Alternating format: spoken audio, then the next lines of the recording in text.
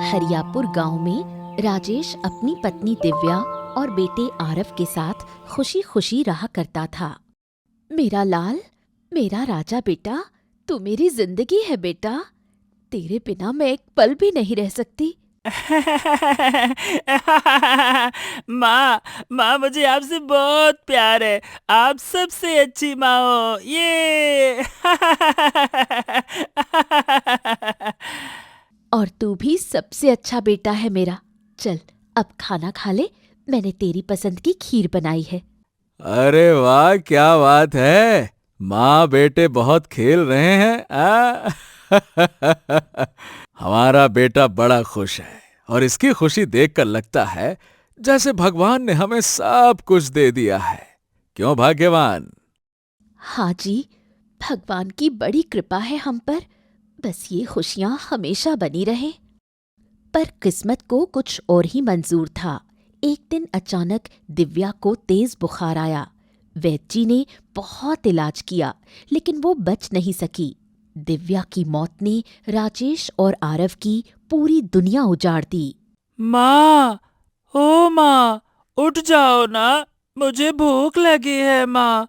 माँ मुझे खाना खिला दो ना। उठ जाओ माँ, मुझसे नाराज हो क्या? माँ अब मैं कभी शरारत नहीं करूँगा। आप बुलाओगी तो मैं आ जाऊँगा और देर तक खेलूँगा भी नहीं। उठ जाओ ना माँ, मुझे भूख लगी है। ए माँ उठो ना, उठ जाओ। बस बेटे बस, तेरी माँ अब कभी वापस नहीं आएगी। वो भगवान के पास चली गई है, अब नहीं आएगी। क्या? नहीं नहीं नहीं नहीं नहीं नहीं पिताजी, माँ को वापस बुलाओ। मैं माँ के बिना नहीं रह सकता। माँ माँ वापस आ जाओ, मेरी माँ।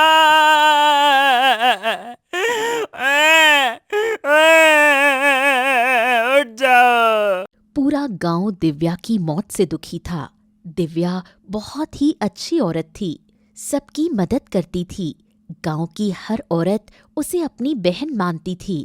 अब देखो भाई राजेश, दिव्या भाभी बहुत अच्छी थी। अब उनकी जगह तो कोई नहीं ले सकता। भगवान उनकी आत्मा को शांति दे। लेकिन अब आरव और बच्चों के लिए तुम ही माँ, तुम ही पिता हो, है ना? संभालो अपने आप को, संभालो।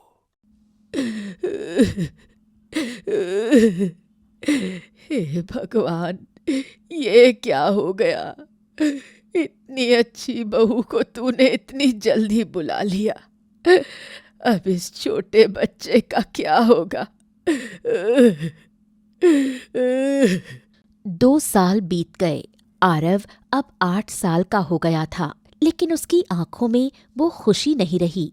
वो हमेशा उदास रहता था, अपनी माँ को याद करता रहता था। माँ आप कहाँ चली गई? मुझे बहुत तकलीफ हो रही है माँ। मुझे बहुत अकेलापन लगता है। अब मैं अब मैं आपके साथ नहीं खेल पाता ना, तो मुझे नहीं अच्छा लगता। आप जैसे गोद में पकड़ के उछाल के मुझे खिलाती थी ना, वैसा कोई नहीं करता। काश आप होती तो कितना अच्छा होता। हाँ, मेरे बेटे को माँ की जरूरत है। मुझे कुछ करना होगा। गांव के लोग सही कहते हैं, आरव के लिए एक माँ का होना जरूरी है।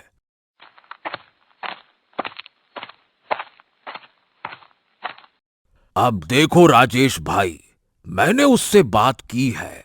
वो कहती है कि वो तुम्हारे बेटे को अपना बेटा मानेगी। अगर तुम हां कहो तो फिर चिंता की कोई बात ही नहीं है, बात आगे बढ़ाई जाए। क्या कहते हो? हाँ। राजेश ने मीरा से विवाह कर लिया। शुरुआत में आरव बहुत डरा हुआ था।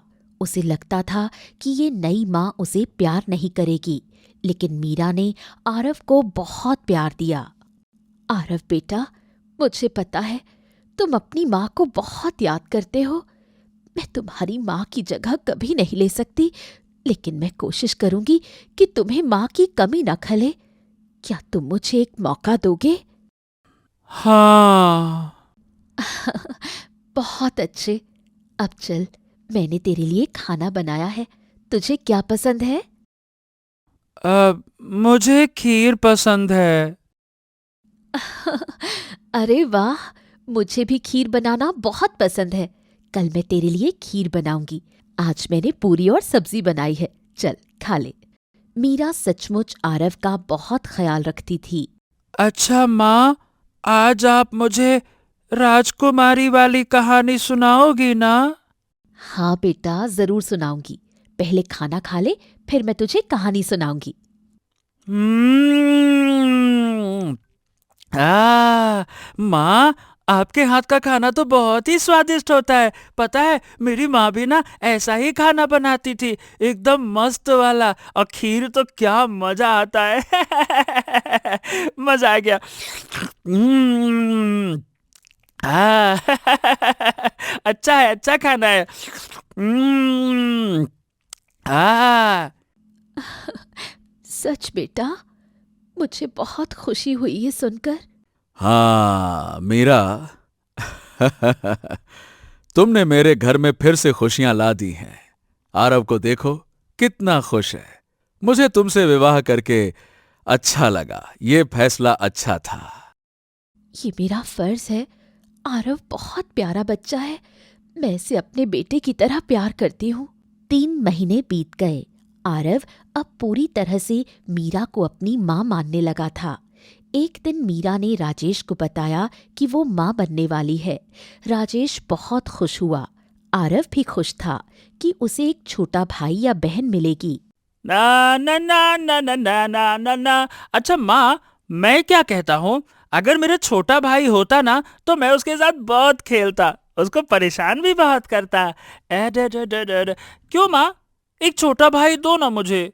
मुझे एक छोटा भाई चाहिए, उसके साथ मैं खेलूंगा। हाँ माँ, मुझे छोटा भाई चाहिए, छोटा भाई चाहिए, छोटा भाई चाहिए। हाँ बेटा, जल्दी ही तुझे एक छोटा भाई या बहन मिलेगी। 9 महीने बाद मीरा ने एक बेटे को जन्म दिया। उसका नाम रोहन रखा गया। पूरे गांव में खुशियां मनाई गईं, लेकिन रोहन के जन्म के साथ ही आरव की जिंदगी बदलने लगी।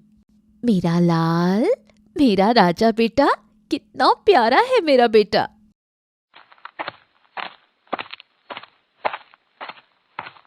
माँ, मुझे बहुत भूख लगी है, कुछ खाने को दे दो ना।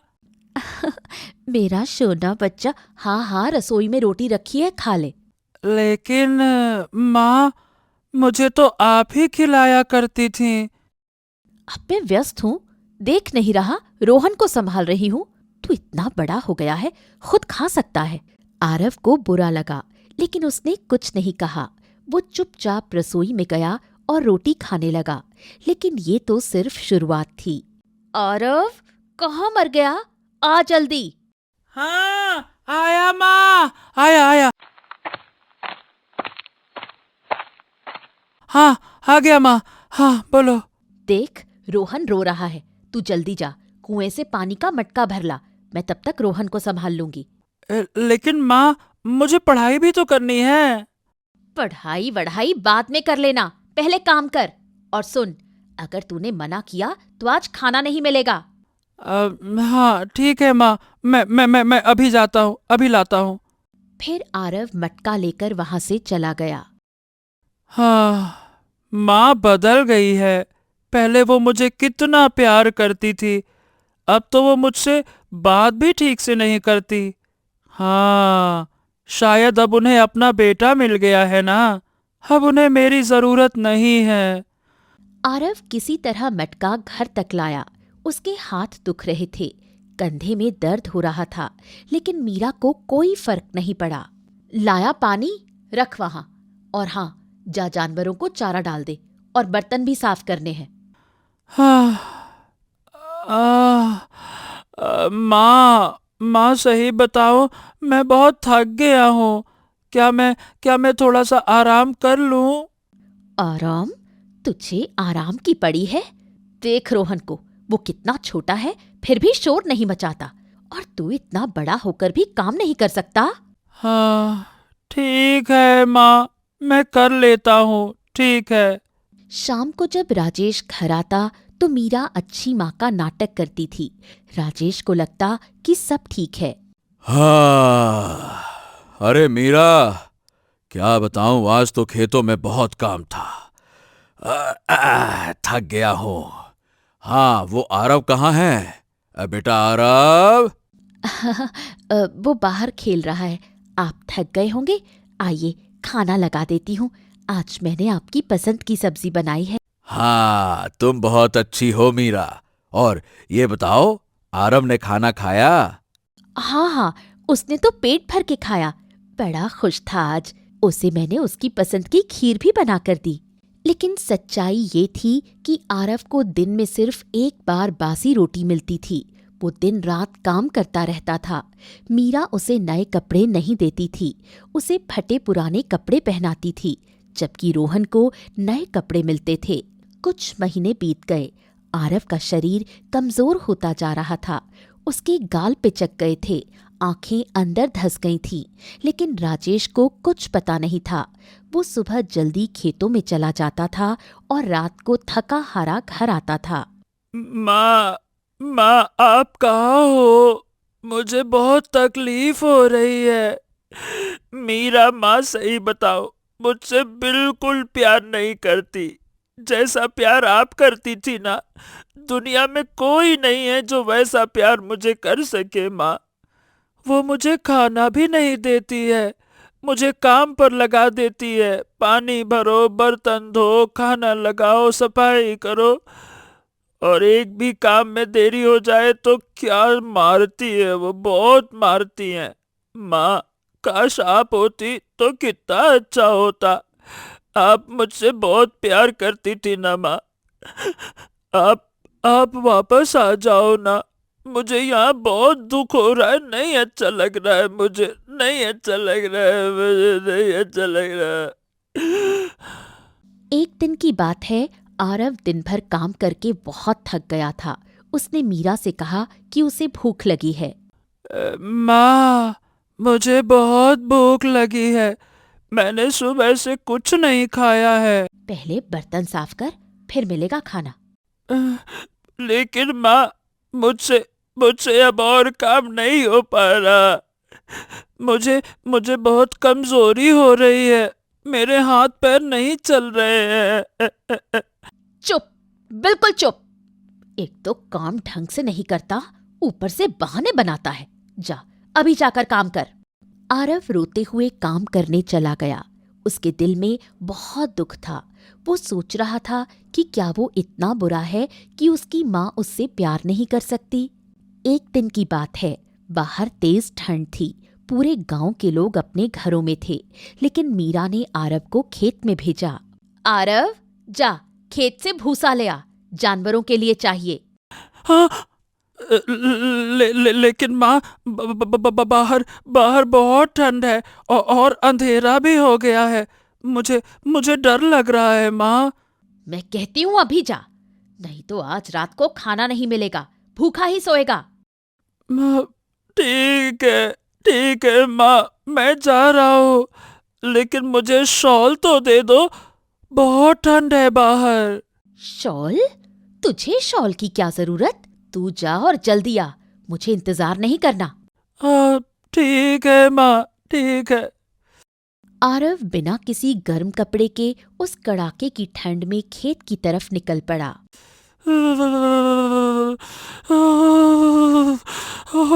बहुत ठंड लग रही है। मुझे मुझे लगता है कि मैं तो जम जाऊंगा। लेकिन माँ ने भेजा है तो जाना तो पड़ेगा। अगर मैं नहीं गया तो वो मुझे खाना भी नहीं देगी। मुझे बहुत भूख लग रही है। ओ, आ अरे रे रे रे रे रे रे रे, मेरा पैर, ये तो सुन्न हो गया। अरे रे रे रे रे, मुझे तो कुछ महसूस ही नहीं हो रहा। मुझे बहुत ठंड लग रही है, बहुत ठंड लग रही है। आरव किसी तरह खेत तक पहुंचा। वहां और भी ज्यादा ठंड थी। खुले मैदान में ठंडी हवा और तेज चल रही थी।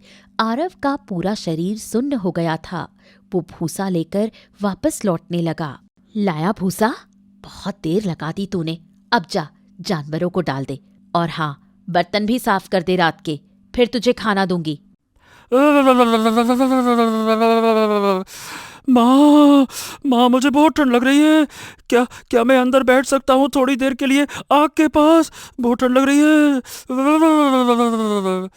पहले काम खत्म कर, ठंड से कोई मरता नहीं। जा जल्दी काम कर, मुझे सोना है। ठीक है माँ।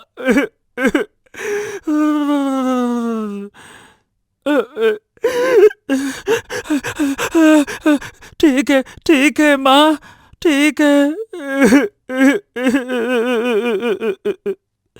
आरव उस भयंकर ठंड में बाहर जानवरों को भूसा डालने गया। उसके हाथ अकड़ गए थे, पूरा शरीर कांप रहा था, आंखों से आंसू बह रहे थे। ले, खा ले जल्दी, और फिर अपने कमरे में जाकर सो जा। मुझे तेरा मुंह नहीं देखना। ठीक है माँ। आरव उन बासी रोटियों को लेकर अपने कमरे में चला गया। वो कमरा बहुत छोटा था और वहां कोई गर्म कपड़ा नहीं था, न कोई शॉल, सिर्फ एक फटी हुई चटाई थी जिस पर वो सोता था। अरे, ये रोटी है या पत्थर है? ये तो चबाई नहीं जा रही मुझसे। ये कैसा खाना है? मेहनत जी भर के और खाना पत्थर जैसा। लेकिन खाना तो पड़ेगा, मुझे बहुत भूख लगी है।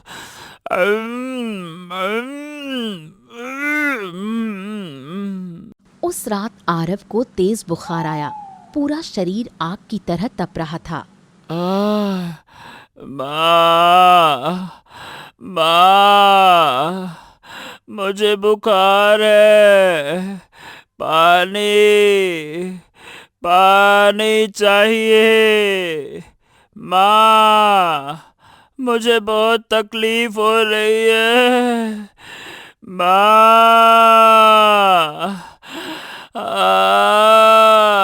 पानी।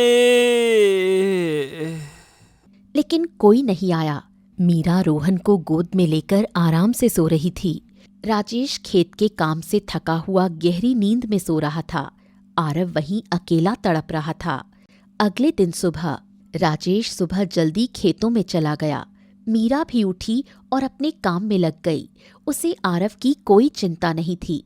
दोपहर हो गई, लेकिन आरव अपने कमरे से बाहर नहीं आया। मीरा को लगा कि वो काम से बच रहा है। आरव, कहाँ मर गया? निकल बाहर, बहुत सारे काम पड़े हैं।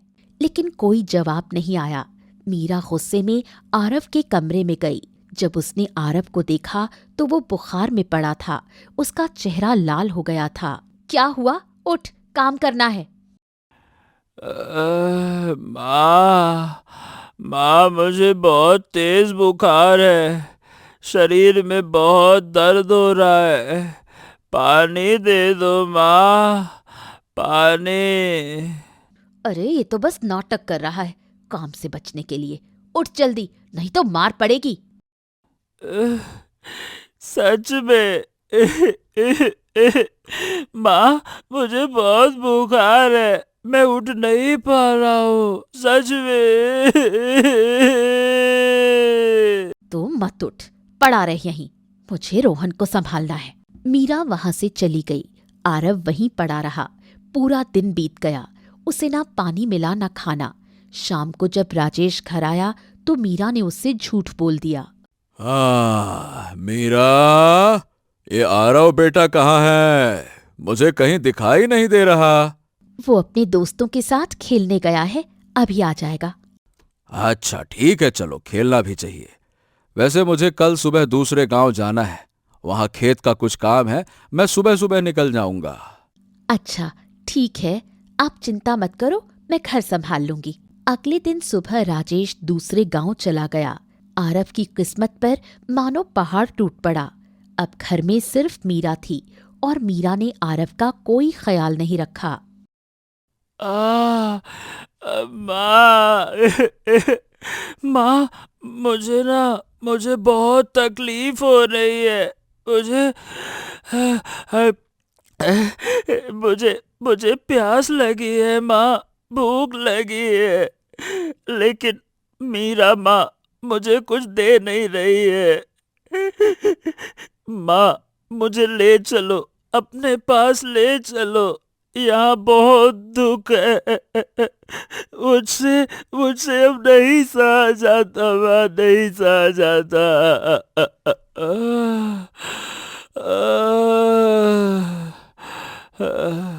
तीसरे दिन की रात आरव की हालत बहुत खराब थी। उसी रात गांव की दादी अम्मा वहां से गुजर रही थीं। उन्हें आरव के करहाने की आवाज सुनाई दी।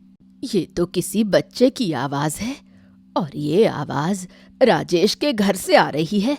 लगता है कोई मुसीबत में है, मुझे देखना चाहिए। दादी अम्मा राजेश के घर की तरफ दौड़ी। खोलो दरवाजा, मीरा बहू खोलो, कोई है अंदर। अरे दादी अम्मा, आप इतनी रात को क्या बात है? मुझे किसी बच्चे के करहाने की आवाज सुनाई दी। आरव ठीक तो है ना? हाँ, बिल्कुल ठीक है, सो रहा है। शायद आपको कोई गलत फहमी हुई होगी। नहीं बहू, मैं साफ सुन रही थी। मुझे आरव को देखना है, वो ठीक है या नहीं। नहीं दादी अम्मा, वो सो रहा है, परेशान मत करो उसे, सुबह आ जाना। हटो रास्ते से मीरा, मुझे उसे अभी देखना है। कुछ गड़बड़ है, मुझे अंदर जाने दो। दादी माँ ने मीरा को धक्का देकर आरव के कमरे में प्रवेश किया। जो दृश्य उन्होंने देखा वो देखकर उनकी आंखें भर आईं और वो चीख पड़ी। हे भगवान, ये क्या हाल है इस बच्चे का? मीरा, तूने ये क्या कर दिया? आरव का शरीर हड्डियों का ढांचा बन चुका था। चेहरा पीला पड़ गया था, होंठ सूख चुके थे। तू कैसी माँ है मीरा? इस बच्चे को इस हाल में छोड़ दिया तूने। ये तो मौत के करीब है। जल्दी जाकर वैद्य जी को बुला लाओ। दादी अम्मा, मुझे नहीं पता था इसकी हालत इतनी खराब है। इसने तो मुझे कुछ भी नहीं बताया। चुप, बिल्कुल चुप, झूठ मत बोल मेरे सामने। मैं सब समझ रही हूँ। तूने इस मासूम को जानबूझकर इस हाल में छोड़ा है। जा, वैद्य जी को बुला ला। जल्दी ही गांव के कुछ लोग इकट्ठा हो गए। सब आरव को देखकर हैरान रह गए। किशन लाल ने वैद्य जी को बुलाया। वैद्य जी आए और आरव को देखकर उनका चेहरा उतर गया। अरे बाप रे बाप, ये बच्चा तो बहुत ही कमजोर हो चुका है। लगता है कि कई महीनों से ठीक से खाना भी नहीं मिला इसे, और ऊपर से बुखार ने इसे तोड़ दिया है। बाप रे, इसे 3-4 दिन से बुखार है और कोई इलाज नहीं किया गया। बताओ भला। अरे ये कैसे हो सकता है वैद्य जी? राजेश तो बस 3 दिन के लिए गया है, इतने में ये बच्चा इतना कमजोर कैसे हो सकता है? 3 दिन में ही नहीं, ये बच्चा महीनों से भूखा रहा है। देखो इसकी हड्डी देखो, देखो इसका शरीर देखो, शरीर हड्डियों का ढांचा बन गया है। इसे महीनों से ठीक से खाना नहीं मिला और फिर ठंड में बाहर भेजा गया, इसीलिए बुखार हुआ है। और फिर बुखार में भी इसे दवा नहीं दी गई, न पानी दिया गया, न खाना दिया गया। क्या बताऊं? मीरा ने ये सब किया है। ये औरत अपने बेटे के लालच में आरव को मार रही थी। राजेश को खबर भेजो और उसे अपने बेटे की हालत देखनी चाहिए। बुलाओ उसे। बेटा, आँख खोल दे बेटा, दादी आ गई है। अब तुझे कुछ नहीं होगा बेटा, तू बस होश में आ जा। कुछ देर बाद राजेश भागता हुआ आया। उसके साथ वो आदमी था जो उसे बुलाने गया था। हैं? अरे आरव, ए बेटा, मेरे बेटे की ये हालत किसने कर दी? ए बेटा आंखें खोल। ए बेटा देख देख, तुम्हारे पिताजी आ गए। ए बेटा आंखें खोल बेटा। राजेश संभल जा, अभी भी मौका है, अभी बच्चे को तेरी जरूरत है। लेकिन वैद्य जी, मेरे बेटे को हुआ क्या है? मतलब ये इतना कमजोर अचानक से कैसे हो गया? मैं तो बस 3 दिन के लिए गया था। राजेश, ये बच्चा सिर्फ 3 दिन में इस हालत में नहीं पहुंचा है। ये महीनों से भूखा रहा है। इसे ठीक से खाना नहीं दिया गया और फिर ठंड में बाहर भेजा गया, इसीलिए बुखार हुआ है, समझे? मीरा, तुमने ये सब किया है ना? बोलो, तुमने मेरे बेटे के साथ ये सब किया है ना? सही सही बोलना, झूठ मत बोलना। नहीं नहीं, मैंने कुछ नहीं किया। ये झूठ बोल रहा है सब। झूठ मत बोल मीरा, मैंने खुद इस बच्चे को इस हालत में देखा है। तू इसे महीनों से भूखा रख रही थी, इसे मारती थी, इससे काम करवाती थी और अपने बेटे को राजकुमार की तरह पालती थी। हम सब ने देखा है, मीरा आरव को फटे पुराने कपड़े पहनाती थी, उसे बासी खाना देती थी, जबकि रोहन को नए कपड़े और अच्छा खाना मिलता था।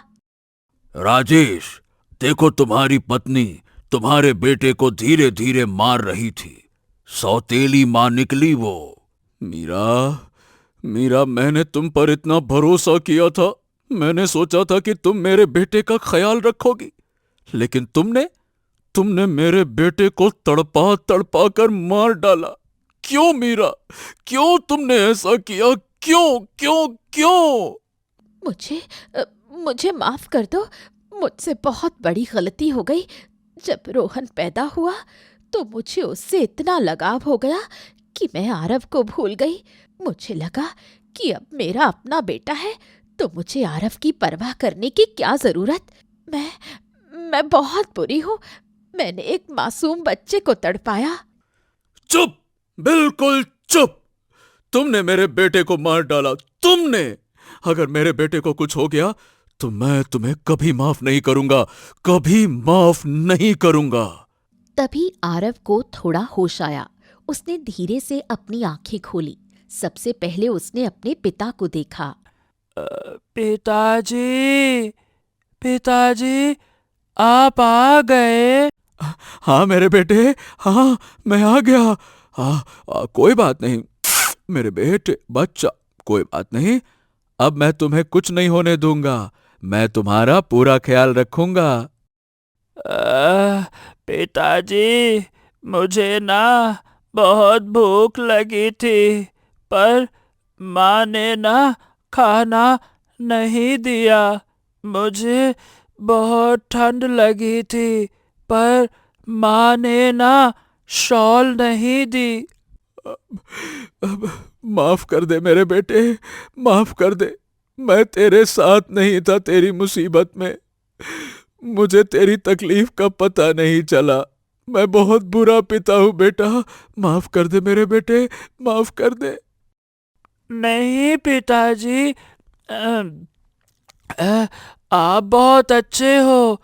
आपकी कोई गलती नहीं है। आप तो पूछते थे आरव कहाँ है। तभी मीरा रोती हुई आगे आई। आरव बेटा, मुझे माफ कर दे। मैंने बहुत बड़ा गुनाह किया है।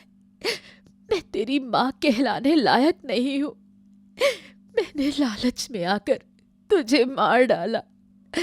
मैंने तुझे भूखा रखा, ठंड में बाहर भेजा, बीमार होने पर दवा नहीं दी। मैंने तेरे साथ बहुत बुरा किया। मुझे माफ कर दे बेटा, मुझे माफ कर दे। सब लोग मीरा को देख रहे थे। कोई भी उस पर तरस नहीं खा रहा था। सबको गुस्सा आ रहा था कि एक माँ अपने बेटे के साथ ऐसा कैसे कर सकती है। माँ, आप रोना मत। मैंने ना माफ कर दिया। तुम रोना मत माँ, रो मत। तुम रोगी, मुझे अच्छा नहीं लग रहा। आरव के इन शब्दों को सुनकर सब लोग हैरान हो गए। एक बच्चा जिसे इतना दुख दिया गया, फिर भी वो अपनी सौतेली माँ को माफ कर रहा था। नहीं बेटा, मुझे माफ मत कर। मैं तेरी हत्यारिन हूँ। मैंने तेरे साथ बहुत बुरा किया। मुझे सजा दे बेटा, मुझे सजा दे।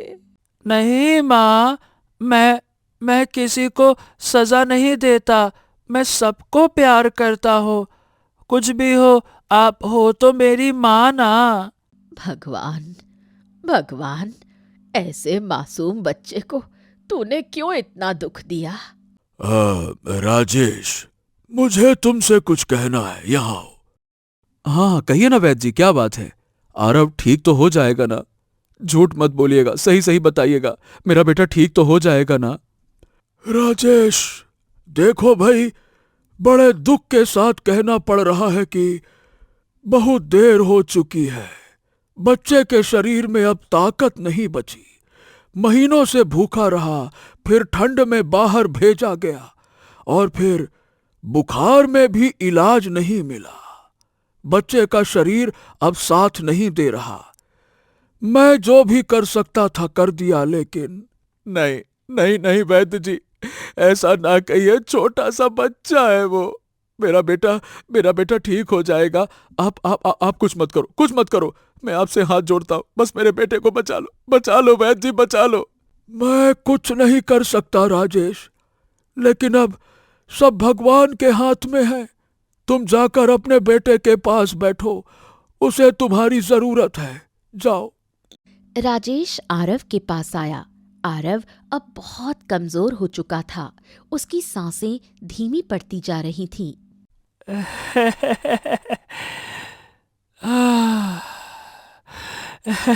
पिताजी, क्या क्या आसमान में मेरी असली माँ रहती है क्या? हाँ मेरे बेटे, तुम्हारी माँ आसमान में है। वो तुम्हें वहां से देख रही है। वो तुम्हें बहुत प्यार करती है मेरे बच्चे, मैं भी। हो हाँ, तो मैं उनसे मिलने जा रहा हूँ पिताजी। मुझे उनसे मिलना है। उन्हें कितना याद किया मैंने। नहीं बेटा, नहीं नहीं, ऐसा नहीं बोलते। शांत शांत, तुम यहीं रहोगे मेरे साथ? अपने पिताजी को छोड़कर जाओगे क्या? ये तो अच्छी बात नहीं है ना। मुझे छोड़कर मत जाओ मेरे बेटे, मत जाओ। नहीं पिताजी, आप रोना मत। मैं खुश हूँ। मैं माँ के पास जा रहा हूँ ना। वहाँ वहाँ भूखा नहीं रहना होगा, कोई मरता नहीं होगा। वहाँ सब बहुत प्यार करते हैं। वहाँ ठंड नहीं होगी, वहाँ दुख नहीं होगा। नहीं बेटा, नहीं नहीं नहीं, मुझे छोड़कर मत जाओ, मैं अकेला हो जाऊंगा। तुम मेरी जिंदगी हो बेटा, मत जा मेरे बेटे। तू बस सांसें ले, लंबी लंबी सांस ले। पिताजी, रोहन को प्यार से रखना। वो मेरा छोटा भाई है, उसकी देखभाल करना। नहीं बेटा, तू ऐसा मत बोल। मैं तेरी हत्यारिन हूँ। तू मुझे माफ मत कर। मुझे सजा दे बेटा, मुझे श्राप दे, लेकिन मुझसे ऐसी बातें मत कर। मैं जी नहीं पाऊंगी। नहीं माँ, मैं किसी को सजा नहीं देता। मैं किसी को श्राप नहीं देता। मैं सबको माफ कर देता हूँ। मैं सबको प्यार करता हूँ। भगवान, ऐसा मासूम बच्चा मैंने आज तक नहीं देखा। अंत समय में भी किसी को दोष नहीं दे रहा, सबके भलाई की बातें कर रहा है। ये बच्चा भगवान का रूप है। इसे इतना दुख नहीं मिलना चाहिए था। पिताजी, देखो, वो माँ मुझे बुला रही है। वो हाथ फैलाए खड़ी है। वो कह रही है, आजा मेरे लाल, अब तुझे कोई दुख नहीं होगा। अब तू हमेशा खुश रहेगा। और फिर धीरे धीरे आरव की आंखें बंद हो गईं। उसका हाथ राजेश के हाथ से छूट गया। उसकी माँ की चूड़ी उसके हाथ से फिसलकर नीचे गिर गई। उसकी सांसें रुक गईं। आरव मेरे बेटे, आँख खोल, देख पिताजी को देख। आरव, नहीं नहीं नहीं नहीं, मेरे बेटे, मेरे लाल, उठ जा मेरे बच्चे, उठ जा, आँख खोल, एक बार आँख खोल दे, बोल, कुछ तो बोल मेरे बच्चे, कुछ तो बोल। आरव, मेरे बेटे, उठ जा बेटा। मैं तुझे अब कभी नहीं मारूंगी। तुझे खूब खाना खिलाऊंगी, तुझे नए कपड़े पहनाऊंगी, तुझे राजकुमार की तरह रखूंगी। हे भगवान, तूने ये क्या कर दिया? इस मासूम को क्यों ले गया? उसने क्या गुनाह किया था? वो तो सिर्फ प्यार चाहता था, बस एक माँ का प्यार चाहता था, और तूने उसे इतना दुख दिया। क्यों भगवान, क्यों? अरे तूने एक मासूम बच्चे की जान ले ली। तू माँ नहीं, राक्षसी है, राक्षसी। भगवान तुझे कभी माफ नहीं करेगा। ये बच्चे का दर्द तुझे जिंदगी भर सताएगा। हाँ, नहीं तो।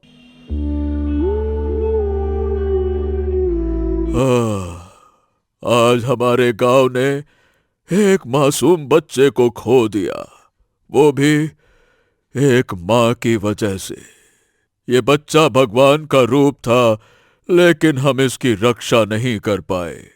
हाँ, मैंने भी अपनी पूरी कोशिश की, लेकिन बच्चे का शरीर साथ नहीं दे पाया। बहुत देर हो चुकी थी। काश मुझे पहले पता चल जाता। पूरा गांव रो रहा था। हर किसी की आंखों में आंसू थे। एक मासूम बच्चा जो अपनी सौतेली माँ के लालच का शिकार हुआ, जिसने अपने अंतिम समय में भी किसी को दोष नहीं दिया, जिसने अपनी सौतेली माँ को माफ कर दिया, जिसने अपने छोटे भाई की चिंता की। ऐसा मासूम बच्चा आज इस दुनिया को छोड़कर चला गया। उस दिन के बाद मीरा बदल गई। वो दिन रात रोती रहती, खाना पीना छोड़ दिया, रोहन को भी ठीक से संभाल नहीं पाई। राजेश भी टूट चुका था। वो दिन रात काम में लगा रहता, घर आने से डरता। हर जगह उसे अपने बेटे की याद आती। कुछ महीने बाद मीरा की हालत और खराब हो गई। वो दिन रात आरव की याद में रोती रहती, खाना पीना बिल्कुल बंद कर दिया था। आरव बेटा, मुझे माफ कर दे, मुझे माफ कर दे बेटा। मैं तेरी माँ नहीं बन पाई। मैंने तुझे प्यार नहीं दिया, मैंने तुझे मार डाला, लेकिन तू मुझे माफ कर दे बेटा। मैं जी नहीं पा रही हूँ। हर वक्त तेरी याद आती है, तेरी आवाज सुनाई देती है। एक दिन सुबह दादी अम्मा मीरा के घर आईं तो उन्होंने ऐसा दृश्य देखा कि वो कभी सोच भी नहीं सकती थी। मीरा, उठ जा बहू, ये तूने क्या कर दिया? राजेश, ओ राजेश, जल्दी आओ। मीरा, मीरा, मीरा, तुमने भी अपनी जान दे दी, लेकिन मेरा बेटा तो वापस नहीं आएगा ना। आज मैंने अपना बेटा भी खो दिया, अपनी पत्नी भी खो दी। अब मेरे पास बचा मेरा रोहन, मेरा बच्चा, और तुम्हारी, आरव की, सबकी यादें। गांव वालों ने मीरा का अंतिम संस्कार किया। सबने कहा लालच में आकर एक माँ ने अपने बेटे को मारा और फिर अपने गुनाह की सजा खुद पाई।